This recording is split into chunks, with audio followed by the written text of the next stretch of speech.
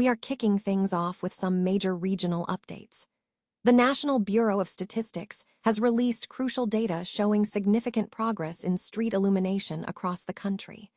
We look at the improvements in Chisinau, where the lighting level hit 91.7%, marking an increase compared to last year.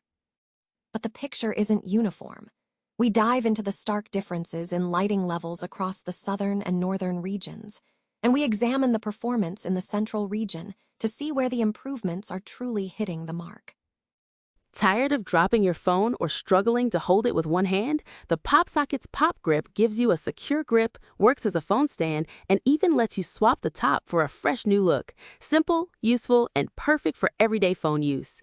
Click the link in the comments to grab yours on Amazon. Switching gears completely, we head over to Germany for a spectacular celebration. The Berlin Radio Tower is marking its incredible centenary year with a breathtaking illumination event. We break down the technical brilliance behind this show, featuring the use of 32 Robe Eyebolt high-powered moving lights and 36 Robe Eye Esprit LTL luminaires. Find out how TSCAG managed this massive production, and meet the key figures like governing Mayor Kai Wegner and his deputy Franziska Giffey, who enjoyed the light show. Next up, we take a look at art and environmentalism in Boston. The Boston-based collective MASARY Studios is proposing a radical transformation for the Tobin Bridge. They want to turn this massive structure into an illuminated public artwork called Eco-Rhythms that visualizes tidal patterns in the waterways. We explore how MASARY plans to use sensors to bring the ecological rhythms of the Boston Harbor to life, and what this project means for climate literacy in the region. And finally, we wrap up with some Hollywood speculation. A major rumor is swirling around the animation world, suggesting that Nintendo might be moving forward with a Princess Peach movie, with early development reportedly underway at Illumination Studios Paris. We investigate the insider claims about a senior character rig designer working on an untitled PP movie, and what this could mean for the future of Nintendo's film slate. Stay with us for more breaking news. The National Bureau of Statistics has released data detailing the regional improvement in street illumination across the country.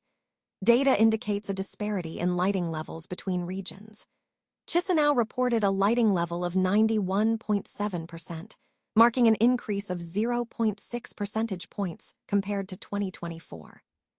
Conversely, the southern region recorded the lowest illumination at 73.9%, representing a decrease of 3.3 percentage points from the previous year, while the northern region registered 76.1%.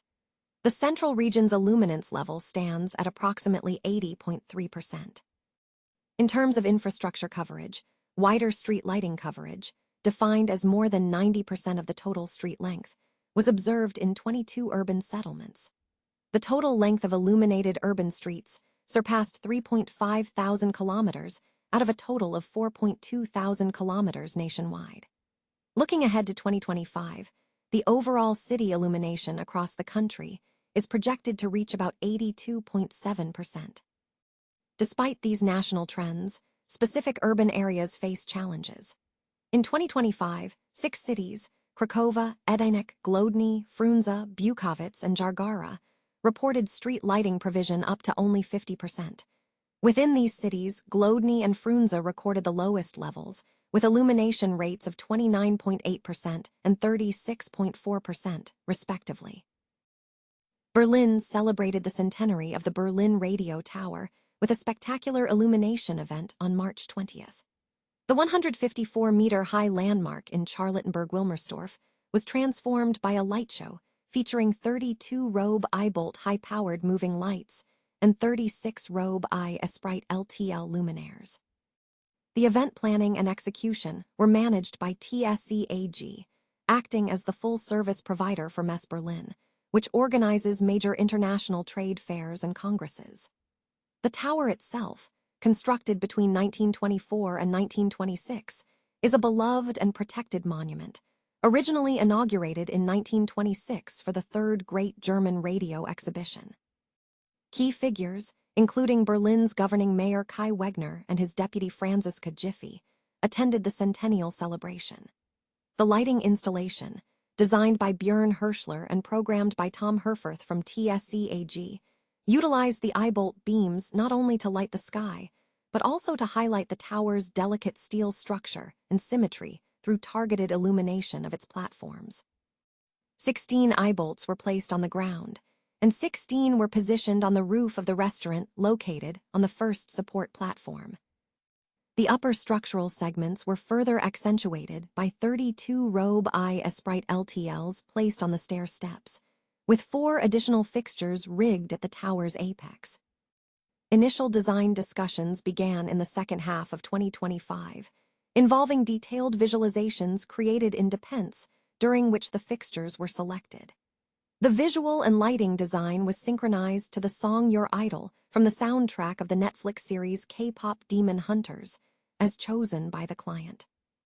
Marcel Furry, CEO of TSEAG, praised the execution, stating, "We delivered an impressive result under great time pressure, and are delighted that this spectacular production had such a positive impact on our distinguished guests and the public." He highlighted the smooth execution, noting the successful coordination with Robe Germany for the Eyebolt dry hires, confirming their status as a reliable partner for future anniversary events. Boston-based collective MASARY Studios is proposing a significant transformation of the Tobin Bridge into an illuminated public art installation designed to engage with the environment.